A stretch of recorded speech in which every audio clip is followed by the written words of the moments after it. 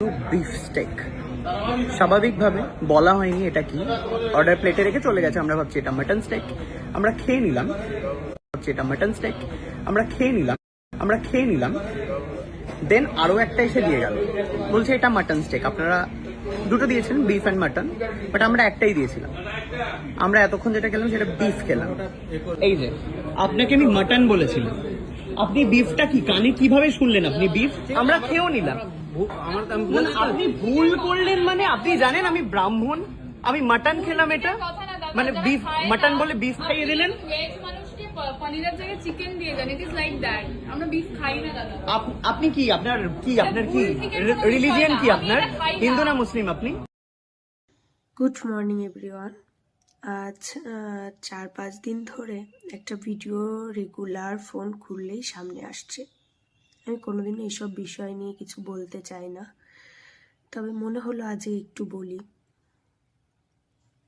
হ্যাঁ, যাকে ভাইরাল করা হয়েছে কলকাতা অলিপাপ থেকে, সায়ক চক্রবর্তী দাদাভাই, আমি বলছি তুমি যখন ব্রাহ্মণ, তুমি যখন হিন্দু, তাহলে তুমি যখন সনাতন ধর্ম নিয়ে এতই নিজেকে প্রোটেক্ট করো, তাহলে ওলেপাপটা কিসের জন্য বিখ্যাত কলকাতা থেকে নিশ্চয়ই তুমি জানো।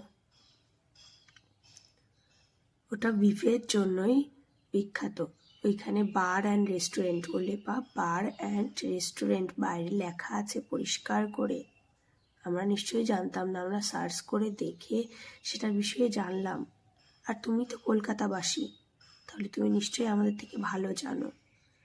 তাহলে ওইখানে যখন বিফের জন্য বিখ্যাত, তুমি ব্রাহ্মণের ছেলে হয়ে সেখানে চিকেন বা মাটন খেতে কেন যাও? চিকেন মাটন অনেক জায়গায় পাওয়া যায়, তুমি এখানে মাটন স্টিক খেতে গেছিলে, ওইখানে বিফ স্টিকটা বিখ্যাত হলে পাবে, তাহলে তুমি কেন গেলে? তুমি সনাতন ধর্মকে যদি রক্ষা করতে চাও বা রক্ষা করো, মানলাম, তাহলে নিশ্চয়ই তুমি যেতে না যেখানে বিফ বিখ্যাত। হ্যাঁ, যে রেস্টুরেন্টে আমরা ব্রাহ্মণ হিন্দু, যেখানে বিফ রান্না হয়, বিফ বিখ্যাত, সেখানে নিশ্চয়ই আমি তো যাব না।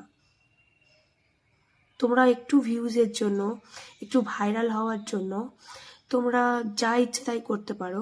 ওই ওয়েটারটা দেখে মনে হচ্ছে সে কাকুতি মিনতি করছে তোমার কাছে। সে ভুল করেই দিয়েছে, কারণ তাদের ওইখানে বিফটাই বিখ্যাত। হয়তো তুমি অর্ডার দেওয়ার পরে আর একজন অর্ডার দিয়েছে, সে শুনতে ভুল করেছে, বা যে ভেতর থেকে সার্ভিস দিয়েছে সে দিতে ভুল করেছে।